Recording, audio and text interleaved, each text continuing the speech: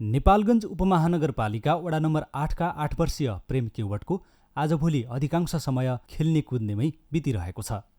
कक्षा 2 पास गरेर कक्षा 3 मा पुगेका प्रेमले पढ्नमा रुचि राख्छन् र घरमै दिदीसँग सिकाइ माग्छन्। के गरिरहेछौ त यो बेला? के गरिरहेछौ अहिले? अहिले खेली कुदिरहेको छु। खेली कुदिरहेछौ? किताब कति बेला पढ्छौ त? किताब कति बेला पढ्छौ? यो सुबह। बोला बोला आऊ। राति र सुबह। राति र बिहान? कसले पढाइदिन्छ त यो? बुझ्छौ आफू पढेर एक्लै? नाइ, सुमन दिदी पढाउँछ मैले। सुमन दिदी पढाउनुहुन्छ? तर पढे लेखेकाहरू कमै मात्र भएको सो टोलका अधिकांश बालबालिकाले भने विद्यालयबाट किताब पाए पनि घरमा पढाइदिने मान्छे पाएका छैनन्। घरमा नहीं पढ़ावा थे, घर में को आवे पढ़ावे, वही स्कूल जात रहे जब से सरकारले विद्यालय बन्द रहेको अवस्थामा रेडियो र टेलिभिजन मार्फत पढाइ त रहेको छ, तर त्यस्ता माध्यमहरू आफूहरूका लागि प्रभावकारी नभएको आर्थिक रूपले विपन्न समुदायका अभिभावकहरू बताउँछन्। पढ़ाई की बहुत समस्या है, बच्चे लोगों का कैसे पढ़ावा जाए? मोबाइल घर में नहीं है, टीवी है तो टीवी में ये तो पता नहीं कौन चैनल पर पढ़ाई हुई। 4 बच्चे 4 क्लास अलग अलग है सबके, तो कौन कौन क्लास पे से टीवी में कैसे पढ़ पाई हैं? और मोबाइल के हमारे कोई समस्या ही नहीं, हमारे पास जब स्थिति नहीं खाना की तो हम मोबाइल कहाँ से खरीदी? टीवी है तो अब 4 बच्चे हैं, 4 अलग अलग सबके क्लास है, तो कैसे कौन चैनल पर पढ़िए कैसे पढ़िए क्या पता हम लोगों का? ऐसे पढ़ाई अब बिल्कुल इस साल के बर्बाद हुआ जाता है। एक 9 क्लास में है, एक 8 में, एक 7 में है, तो सर बोली ना कि टीवी में या मोबाइल में पढ़ावा जाए, तो हम लोग के मोबाइल है नहीं तो मोबाइल में कैसे पढ़ेगा अपने बच्चन का? सरकारले शिक्षणको वैकल्पिक उपाय स्वरूप रेडियो, टेलिभिजन र अनलाइन मार्फत सञ्चालन गरेका कक्षाहरूको प्रभावकारिता नभएको तथ्याङ्कले नै देखाउँछ। सेयरकास्ट इनिसिएटिभले गरेको एक अध्ययन अनुसार नेपालमा कुल जनसङ्ख्याको 43% मात्रै इन्टरनेटको पहुँच छ। सरकारी तथ्याङ्कलाई नै आधार मानियो भने पनि देशको कुल जनसङ्ख्याको करिब 51% मात्र इन्टरनेटको पहुँच छ। इन्टरनेट प्रयोगकर्ता मध्ये पनि 78% मात्रै मोबाइल प्रयोग गर्छन्। तीमध्ये 91% एन्ड्रोइड मोबाइल फोनमा डाटा मार्फत इन्टरनेट हेर्छन्। डाटा मार्फत इन्टरनेट हेर्ने मध्ये 86% सामाजिक सञ्जाललाई नै इन्टरनेट ठान्छन्। यसै गरी नेपालमा 72% घरमा टेलिभिजनको पहुँच र 87% घरमा रेडियोको पहुँच छ।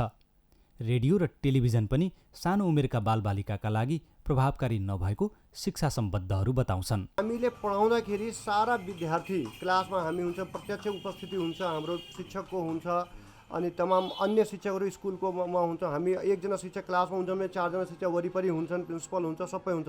त्यति हुँदाखेरि पनि डिसिप्लिन मेन्टेन गर्न यति सजिलो छैन।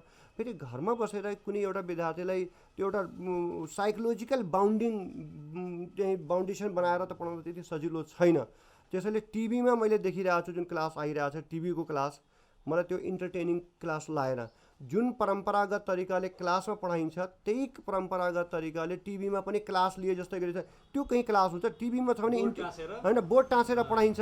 त्यो त इन्टरटेनिङ बनाउनु पऱ्यो, कुनै गेमको मार्फत हुन्छ कि कार्टुनको मार्फत हुन्छ, होइन कमेडी गरेर हुन्छ कि एउटा अल्टरनेटिभ व्यवस्थापन गर्नु पऱ्यो। र कोभिड-19 का कारण विद्यालय बन्द रहेपछि अहिले देशभरका विद्यालय तहमा अध्ययनरत करिब 74 लाखभन्दा बढी बालबालिकाको पढाइ प्रभावित भएको छ। सरकारले चैत्र 11 गतेबाट जारी गरेको लकडाउन 102 दिनपछि अन्त्य गरेको छ भने भदौ 1 गतेबाट विद्यार्थी भर्ना सुरु गर्ने समेत तयारी गरेको छ। अब विद्यालय सुरु गर्दा कोरोना अघिको जस्तो विद्यालय पोसाक, किताब, कापी र कलम मात्रैले विद्यालय जाने अवस्था रहँदैन। मास्क र सेनिटाइजरको समेत अनिवार्य व्यवस्था गर्नुपर्ने अवस्था छ। तर लामो समयको लकडाउनका कारण अहिले अभिभावकहरूको आम्दानी घटेको छ। यस्तो अवस्थामा सरकारले विद्यार्थीहरूलाई विद्यालयमा ल्याउन प्रभावकारी कार्यक्रम पनि ल्याउनु आवश्यक रहेको शिक्षक सिरिज नागको भनाइ छ। स्कुलका विद्यार्थीका गार्जेन एउटा एउटा घरको गार्जेनमा जाने हो भनेदेखि सायद मलाई लाग्छ मोर देन 40% घरमा चाहिँ दुई छाक खानाको लागि पनि एकदमै बहुत टिपिकल कन्डिसन छ। यो टिपिकल कन्डिसनमा मास्कको तिनले मास्क अब भन्छ सोसियल डिस्टेन्सिङ, घरबाट बाहिर नजाने, अब बाहिर गएन भने कमाउने कसरी, यति हाई रिस्कमा छन्। तिनलाई तिनका विद्यार्थीलाई स्कुलमा ल्याएर पढाउन पनि बहुत ठुलो रिस्कमा छ। पहिला त त्यो सहजीकरण गरिदिनु पर्यो, तिनको व्यवस्थापन गरिदिनु पर्यो। सरकारले अहिलेसम्म कुनै सहुलियत व्यवस्था गरेको छैन हैन। हामी छिमेकी मुलुकमा देखिरहेछौँ तमाम योजनाहरू ल्याइरहेको छ गरिबहरूको लागि, चाहे त्यो पैसाको रूपमा होस् चाहे त्यो खाद्यान्नको रूपमा होस्, तमाम यस्ता फेसिलिटीहरू हाम्रो गभर्मेन्टले केही पनि गरेको छैन। ठिक छ, हामी सक्षमलाई त पर्दैन होला, तर कमसेकम जो सक्षम छैनन् ती जस्ता स्कुलका कोही रिक्सा पुलर हुनुहुन्छ, कोही डेली लेबर काम गर्ने छन्, तिनलाई त कमसेकम स्कुलसम्म आउने वातावरण मिलाइदिनु पऱ्यो नि। अब भोको पेट त पक्कै पनि आउँदैनन्। सो अहिले त भोको पेट पनि आउन जो तयार छ तिनीसँग अब खानाको व्यवस्था पहिला गर्छ, त्यसपछि बल्ल मास्कको व्यवस्था गर्छन् हैन। अब अहिले 40-50 रुपियाँको मास्क दिइरहेछन्, एउटा कपडाको मास्क। त्यो 40-50ले सायद तिनलाई 2 छाक 3 छाकको खाना पुग्छ होला घरमा आफै पकाउने भने। ती खानालाई पहिले प्राथमिकता दिन्छन् कि तपाईँले मास्कको दिन्छन्? मलाई त लाग्दैन। सेनिटाइजरको साबुनको कुरा भइरहेछ। दम्बोजी माध्यमिक विद्यालय नेपालगञ्जकी पूर्व प्रधानाध्यापक किरण आचार्य विद्यालय जान नपाएर घरमै बस्नुपर्दा कतिपय बालबालिकामा मानसिक समस्या पनि उत्पन्न हुन सक्ने बताउँछिन्। कतिपय बालबालिकामा पढेका कुरा बिर्सने, मोटोपन बढ्ने, किताब पढ्ने बानी घट्ने जस्ता समस्या पनि निम्तन सक्ने आचार्यको भनाइ छ। कतिपय बालबालिकाले फोन गरेर विद्यालय खुल्ने विषयमा चासो राख्ने गरेको उनको भनाइ छ। बच्चा असाध्यै चिन्तित छ। उनीहरूले मसित कतिपल्ट रिक्वेस्ट गरेको छ। अब अहिले मैले एउटा विद्यालयमा उसको सल्यानबागमा परामर्शदाताको रूपमा काम गरिरहेको छु। उनीहरूले मलाई फोन गरिरहेको छ, कता कताबाट फोन पत्ता लगाइराखेर, अनि उनीहरू मलाई फोन गरेको छ, म्याम हाम्रो स्कुल कहिलेबाट सुरु हुन्छ भनेर भनिरहेको छ। आतुर छन् बच्चाहरू आतुर छ। बच्चाहरू पढ्नबाट एस्केप गर्दो रहेनछ, उनीहरू बद्दैन रहेछ, पढ्न चाहँदो रहेछ बच्चाहरू। उनीहरूले मलाई कयौँपल्ट प्रश्न गरिरहेको छ। विद्यालय सञ्चालन गर्नु अघि आर्थिक रूपले विपन्न अभिभावकका बालबालिकालाई लक्षित गरी शैक्षिक र स्वास्थ्य सुरक्षाका सामग्रीहरू प्रदान गर्न तिनै तहका सरकारहरूले ध्यान दिनुपर्ने र विकल्पको पनि खोजी गर्नुपर्ने आचार्यको भनाइ छ। उसबाट एफएमहरूबाट पनि सञ्चालन तपाईँहरूले सबले गरिराख्नु भएको छ।